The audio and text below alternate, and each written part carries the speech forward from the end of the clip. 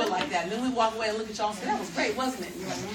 Like, so, 2, who's 2? Y'all blowing up. Everybody breathe, take a deep breath. Like, you just can't come in here and fire hose us and ask us to talk, right? 2, anyone for 3, guys? 3? Okay, and then who's on 1? Tell me your name. Angel. And Lisa, you're beautiful. Thank you. Thank you for sharing. You're welcome. My question is, where do you hang? Where do I hang? We hang out in the castle with the prince. Oh.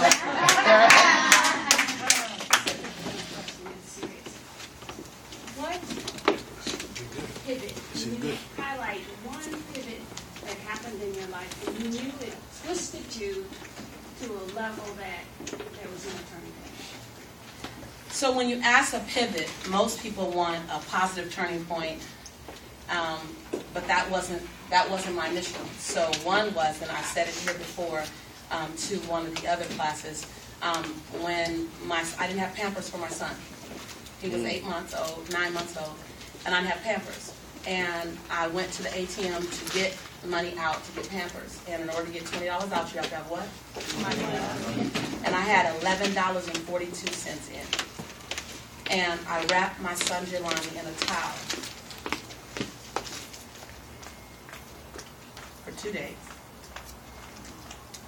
And I remember my son laying on his back, and I had the towel over him, and I put my hand on the top of his towel, because the best I could do was change the towel fast, so he wouldn't get a diaper rash. That's all I could do, because there was no absorption, you know. And I remember saying to my son, don't worry. Mommy will never be this broke again. And I hit the ground. I felt the ground. People ask me, what inspired you? I said, $11.42. $11.42. I was done. I was done with the excuse. I was done impressing people in small ways, just enough to not feel guilty that I wasn't playing big. Do you know what I mean? Like, I can impress people at 70%. Come on, y'all, let's just be honest. My 70% is somebody else's 159. Right? And so I was playing at 70. I was playing half math. I was probably at 55%. But 55% looked like someone else's 100%. And at $11.42 in the bank, no Pampers, full of pride, wouldn't call my parents for help because that was my son. I was done. I was done. I was willing to kill that baby, shaved everything. I was killing all my ego. I went and found people who knew more than me, and I said, I don't know, I don't even know. And I would tell this guy, I would call this guy and say, you can call me and ask me questions, this businessman. And I would call him, I'd ask him a series of questions, and the last question I would ask him for like 5 years straight is, what questions should I be asking you that I don't even know? I was willing to kill all pride. That was one. And then when my son was 3 years old, I was about to get married, and my fiance at the time was 6'10". He was 6'10", 6'9", 300 pounds, almost a football player. He picked me up and threw me 3 feet across the room, and then choked me until I passed out. And I had visualized myself being a lot of things, but never an abused woman. And I had to negotiate for my life in that relationship because I couldn't just make him leave because I knew one of us, I had a dream 3 times that one of us left the house in a body bag.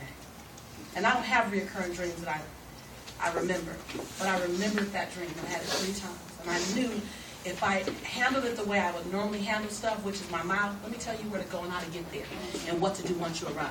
That was me. That was me. I always have the words. I'm a linguistic specialist. This is who I am.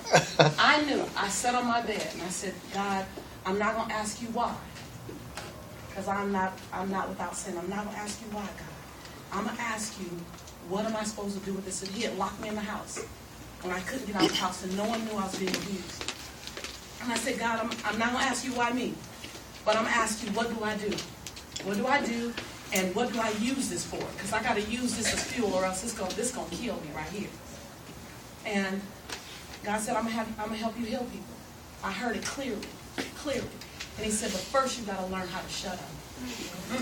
Because I was always last word. I was last word. Watch this. I'm going to watch this. Right? How many of y'all? I'm the only one in here? Okay, thank you. That's one. And so for the next 3 months, I learned how to surrender to a higher purpose. So every time he said something, I just gave him what he needed. I didn't have to be right, so there was no resistance. Because he was actually looking for a reason to hurt me. And it was, and he's not a bad person. He had an illness. I didn't know about it. He wasn't medicated. There's no guilt in that. There's no blame in that. I just needed to know I have a higher purpose, and it's bigger than this. And I need to know. So in that moment, I learned how to surrender to a higher purpose and not have to satisfy in the moment my ego or my flesh. For 3 months, I allowed him to have whatever he needed. So I gently transitioned him back. Amen. And that was a big turning point. 2. I really don't really have a question. I'm just amazed, and I love your work and your book. I haven't read all of it yet, but I'm getting there. And to see that there's a lot of similarities to what I've been through and I'm going through, but and I'm grateful. I'm grateful that I found this place that saved me from myself and from destroying my kids and having it what they deserve. And I feel so weak right now, but I'm so grateful. And I just want you to know that I'm grateful for everyone in here, and I'm grateful for you being here today sharing this with me, because I feel like the universe is the limit for me, and not even that. I can go as far as I need to go and be what I know I can be. And I know I figured out this weekend that I am a wise person. I've learned in here thanks to Coach Brenda, Clyde, and King. And I just want it all. And I'm not going to stop. And I'm always sharing with everybody what I'm learning here. And I'm not going to stop. I'm going to keep going, because people need to know this is what we need. This is good for us, for our soul. We need this. And I'm grateful for you telling me it's okay to not know. Ooh. And I'm going to keep going. Thank you. Welcome.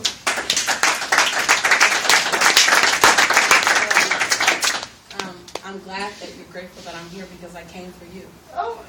I saw your video YouTube where you're breaking the board. And I was inspired by everyone. Everyone that I saw going to break the board, I was inspired by. I remember your faces. But it was when you came up that I was brought to tears. And I text Clyde immediately. And I am home 5 days between now and August 15th. I only have 5 days at home, and today is one of them. And I live in San Diego area, so I'm far from home right now. But it was worth it when I saw you, all of you. When I saw you, it was worth it for me to spend this time here before I went home. Because, and this is not charity. I'm investing. I'm investing in your 2020 version. And for every investment, there is an expectation of a ROI, a return on investment. That's right. Trust and believe. That's I right. expect the ROI, the return on investment for you. I may not get it directly. I don't need it. But this is a ripple effect. That there's a young woman, there's a young man who you are going to be the breath and the oxygen that they need. You're going to be the water that they need. They'll never know me. They don't need to know me. They'll know you. They don't need to know me. So this is an investment. And thank you for being so committed, radical, and on fire that you called me up to change my schedule to come here.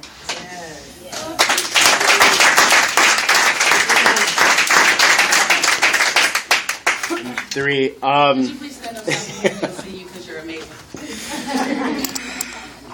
You know I love me some you too. Right? Before I actually ask the question, just because I want to acknowledge you. I want to acknowledge Candace and like Robert, Jesse. I've watched you guys come back time after time after time. And Jim, what you did this weekend, man. I just want to acknowledge you guys for just the effort you were putting in this. For the effort you're putting in yourself.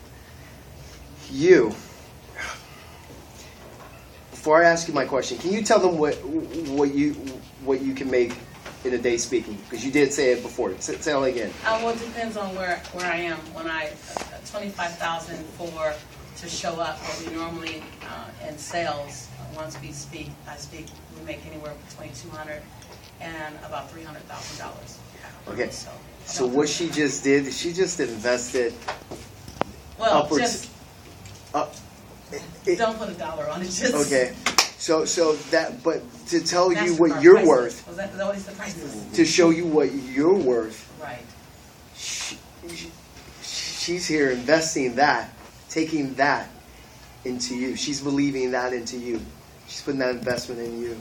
So if anybody ever tells you you're not worth anything, you can go, I know I'm at least worth $100,000 just in Lisa. And you know what? I love that you say that because it's true, because I have to say no. Now, last year I was on the road 306 days. That was my year. This year, if I stay the way I am, I'll actually beat that. And so we say no more in a month, and I say yes, because there's just not enough days, and I'm grateful for the demand. But I have to now exercise my no, and my no is a complete sentence. It's non-negotiable no. And Clyde didn't ask me. I asked Clyde, can I come on Monday? Didn't I? And so it wasn't, he's not enrolling me, and I want to come. I want to be here. This is my community. You're my tribe. You know, I was in Thailand 14 days ago, and there were 36 different countries there. And no one looked like me. And I did my international work, and I want to come home and do this work as well. And I believe that the seed that I sow into you, watered and nurtured, is a phenomenal tree of possibility. It's a phenomenal tree of possibility. Because you're my tribe. I come from the same place, so I know. Does that make sense? Yes.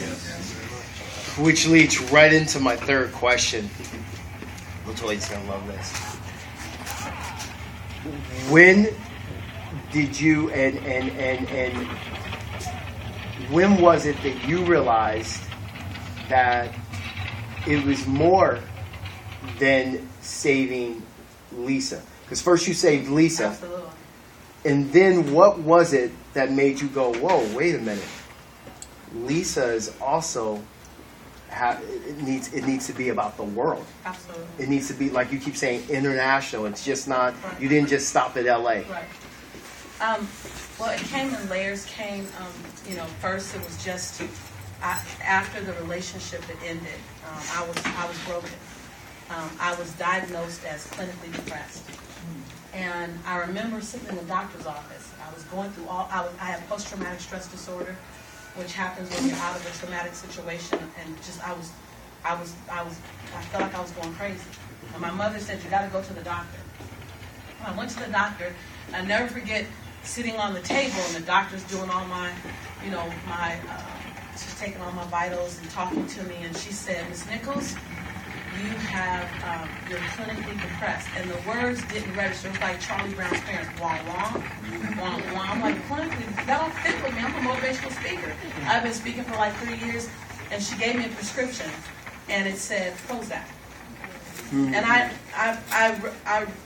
recognized the word, but then the word Prozac had L. Nichols.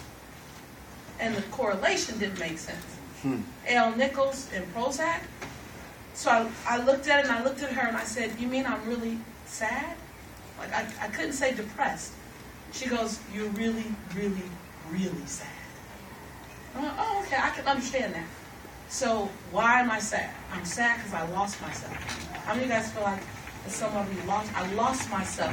I lost myself and other people's expectation. I lost myself for the sake of love. I lost myself for, loneliness. Whatever, I lost myself. So I need to find myself one. And then I forgot what was my birthright. By the mere fact that I was... and so I just need to remind myself of those two things. So for 6 months, I did this exercise. I'm going to give this to you guys. You might want to write it down.